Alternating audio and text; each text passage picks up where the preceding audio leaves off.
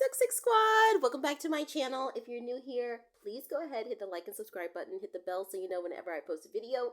Oh my god, guys, we have to talk about the what was it called? The MS Foundation for women, the Women of Vision Award. Oh my god. Okay, so we have to talk about this. First of all, Meghan Markle looked so beautiful. Doria looked so beautiful. Prince Harry looked so beautiful. And her dress, okay, the gold, it was beautiful. I mean, she just looks radiant. As always, she looks graceful, dignified. I mean, I'm so proud of her. I'm so proud of her for basically just coming out of the depths of depravity, the depths of just the nasty, gunky darkness of the sort of hateful smear campaigns, the harassment, the gaslighting, the racism, the xenophobia. I am just so proud of her. I'm so proud of her for, what's the best way that I want to say this? For kind of overcoming those adversities and choosing to be happy. Guys, in the face of like a slew of haters, of negative people, of quite literally crazy people who really, quote unquote, want to bring you down, it is so hard sometimes to choose happiness. And Meghan has. And looking at them walking in, first of all, the looks on Harry's face, I just have to point this out. You guys saw how he looked in London for that coronation. He looked so miserable. I mean, I do see there, and maybe in sort of a glimmer of a twinkle in the eye or a slight smile, that he was happy for his father, but he looked so miserable, and look at him here walking into this event with his mother-in-law and his wife.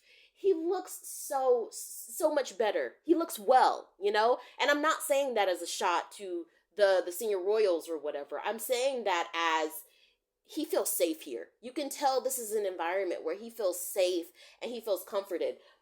Beyond the Sussexes, some other really big name people I saw were there. Gloria Steinem was there.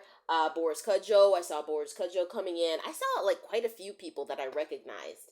What was the lady who played in Hocus Pocus? God, I loved that movie when I was a kid. She's one of the witches, and she also played Peggy Hill on King of the Hill.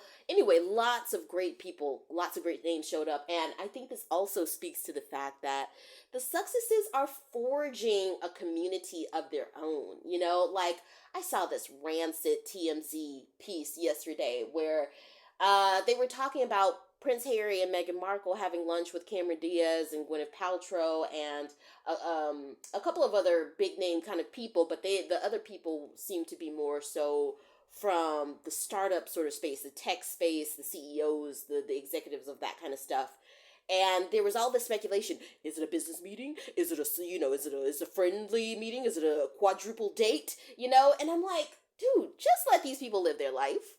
Just let these people live their life. Goodness gracious. I mean, it is just so bizarre to me. But we can clearly see we can see from this that Meghan is in her element, Oh, and I have to tell you guys, I'm sorry, I know I'm so all over the place, but I have a lot of squaddy content, particularly coming, because, as I've told you guys, I really didn't know about Meghan Markle and Prince Harry until September of last year, and so now I'm discovering all of this stuff, and I'm like, yay!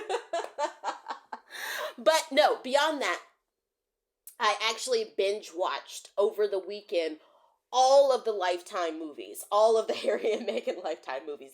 And it is not my fault. Like, I started with one and I was like, oh, I'll stretch this out over, a couple of weekends, 2 or 3 weekends. I'll watch one movie each weekend.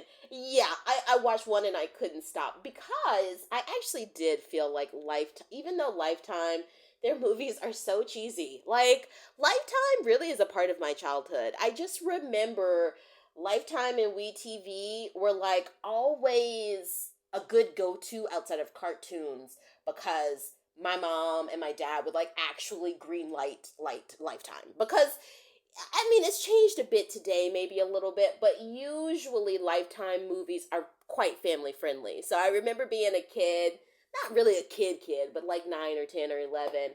And I could sit and watch Lifetime with my mom or my sisters, and it wasn't a huge deal because there weren't cursing, there weren't really extremely graphic sex scenes and stuff like that.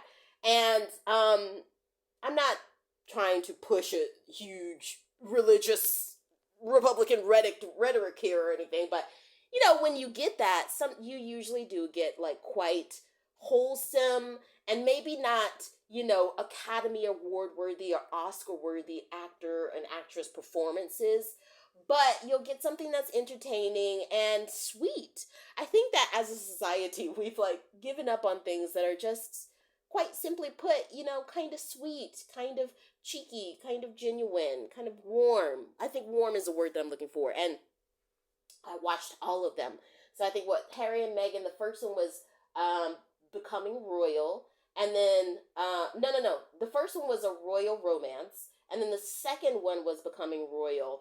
And then the third one was Escaping the Palace. And I have to tell you, I'm actually really, really glad that I'm watching these Lifetime movies after I've read Prince Harry's memoir, Spare, because I sort of got the chance to live through their whole, love story and then the tragedies that they face. I sort of got to live through it through a sort of a firsthand account from Prince Harry. And then that way I can come back to the movies and judge them from a sort of a sound place. And the Lifetime movies, they're quite sweet. I mean, I think that they take a lot of liberties. Of course, some things are dramatized to create more of a sensation amongst their viewers.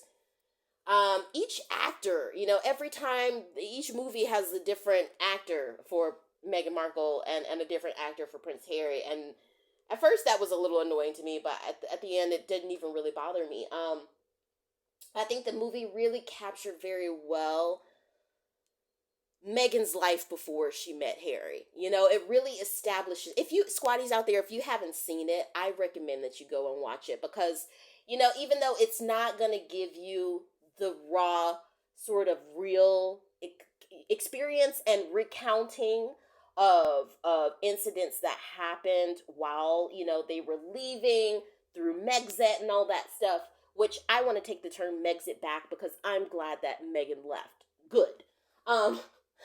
But like it doesn't have that gritty raw aspect that the Prince Harry's memoir Spare did, and that the Harry and Meghan series, documentary series on Netflix did.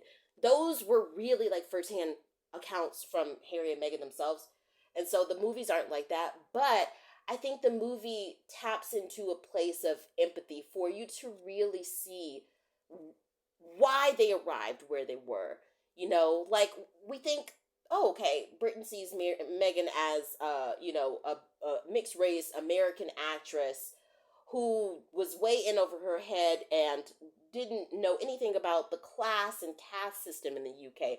Didn't know anything about how, the firm is so deeply entrenched with the tabloids, But when I looked at the movies, I really saw, like, it just, I guess it really reaffirmed to me that Meghan Markle was working on the TIG before she met Prince Harry. She had all of these humanitarian projects going on. She built herself up, not from nothing, but she built herself up into financial career independence and managed to give that back.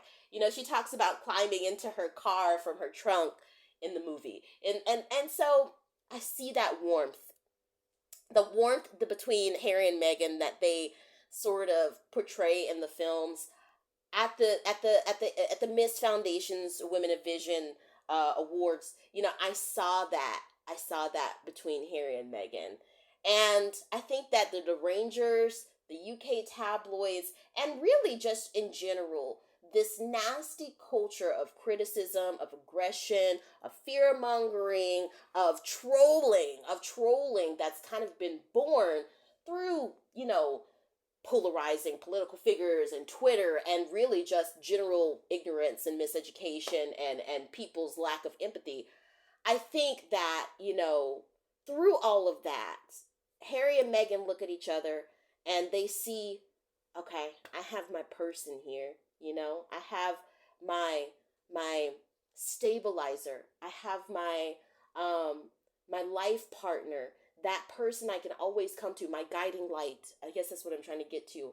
And when Harry is in the UK with the pomp and the ceremony, I do not see that. But I definitely saw that at the Miss Foundation award. Like, you really, really could see that. And they are humanitarians. I don't know why people really today come from a place of envy and jealousy and anger and, being upset over maybe somebody who they deem as unworthy, who goes out and are able to make financial success while also giving back. You should be happy about that. But anyway, she looked great.